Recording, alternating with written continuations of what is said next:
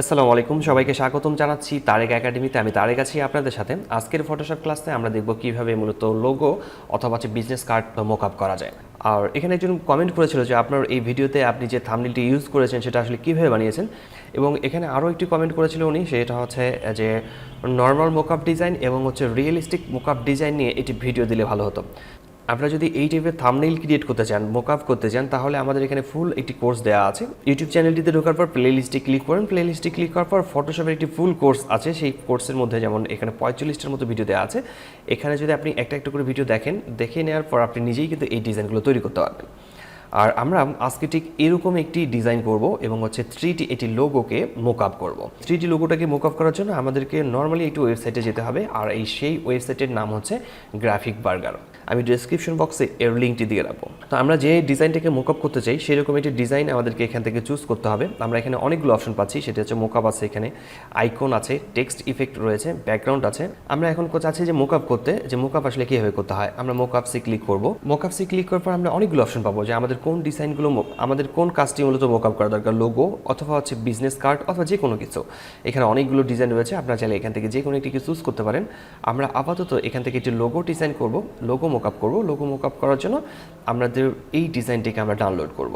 এখানে ক্লিক করার পর নিচের দিকে ডাউনলোড অপশন রয়েছে, আমরা এখান থেকে ডাউনলোড লেখাতে ক্লিক করব। ডাউনলোড লেখাতে ক্লিক করলে এই ফাইলটি ডাউনলোড হয়ে যাবে।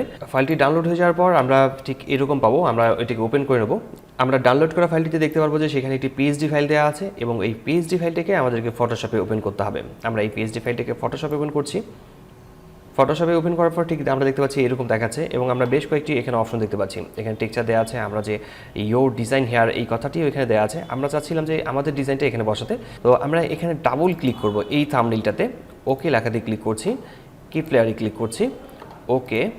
এরপর আমরা যে লেখাটি দেখতে পাচ্ছি এখানে আমাদের কথাটি আমরা টাইপ করব। আমরা টাইপ টুল সিলেক্ট করব।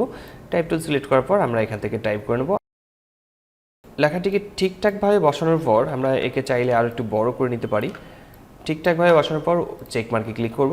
এরপর আমরা কন্ট্রোল প্রেস করে এস প্রেস করব। কন্ট্রোল এস প্রেস করলে এটা সেভ হয়ে যাবে। কন্ট্রোল এস প্রেস করার পর এটি সেভ হয়ে যাবে, এবং উপরের দিকে এখান থেকে আমরা এই যে উইন্ডোটি আছে এই উইন্ডোটিকে কেটে দেবো।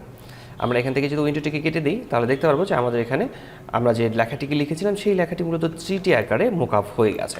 এখন যদি আমরা এই ফাইলটিকে সেভ করতে চাই তাহলে আমাদেরকে ফাইলে ক্লিক করতে হবে। এরপর সেভ অ্যাজ লেখাটি ক্লিক করছি, এবং আমরা ডেস্কটপে অথবা যে কোনো জায়গায় সেভ করতে পারি।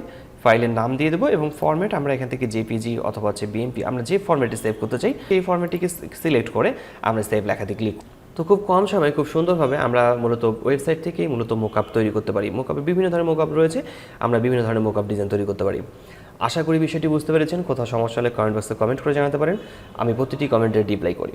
আজকের টিউটোরিয়ালটি এখানে শেষ করছি। দেখা হচ্ছে ফটোশপের নতুন কোনো টিউটোরিয়ালে। ততক্ষণ পর্যন্ত ভালো থাকবেন, সুস্থ থাকবেন। ধন্যবাদ সবাইকে। আল্লাহ হাফেজ।